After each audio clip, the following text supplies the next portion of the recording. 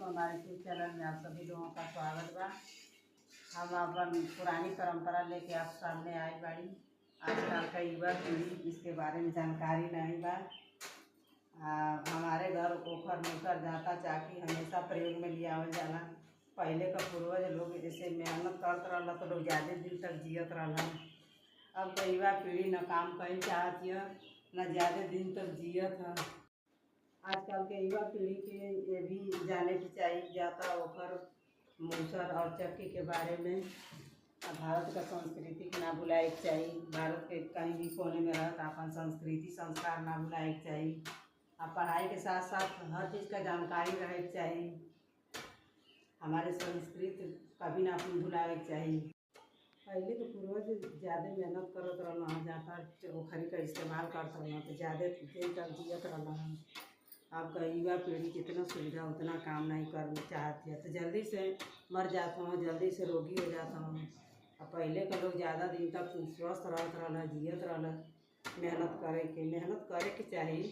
अपन संस्कृति संस्कार कभी न भुलाए के चाहिए।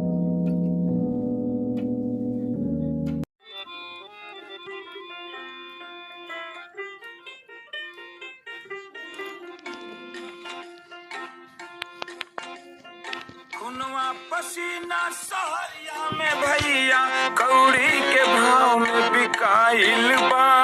खुनवा पसीना सहरिया में भैया कौड़ी के भाव में बिकाइल बा। चल उड़ चल सुगना गौआ के ओर जहाँ माटी में सोना हेराइल बा, माटी में सोना हेराइल बा।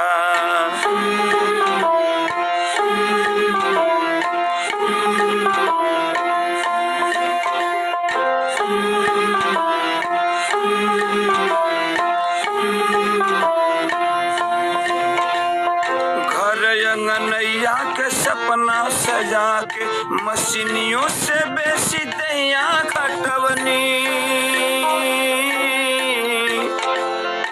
घर अंगनैया के सपना सजा के मशीनियों से बेसी दैया खटवनी।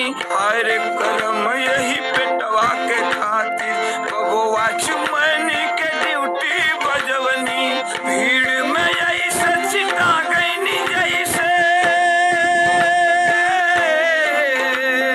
भीड़ में यही सचिता गईनी जैसे बोरा से सरसों छिटाइल बा। चल उड़ चल सुगना गौआ के ओर जहाँ माटी में सोना हेराइल बा, माटी में सोना हेराइल बा।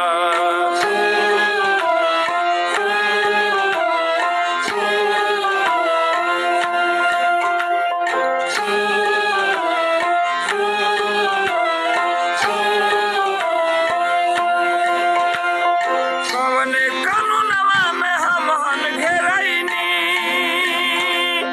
कवन बहेलिया बिछावे रे जाल।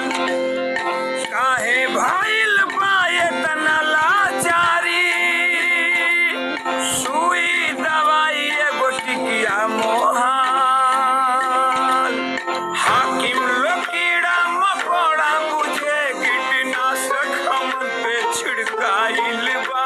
चल उड़ चल सुगना गौआ के ओर जहाँ माटी में सोना हेराइल बा, माटी में सोना हेराइल बा।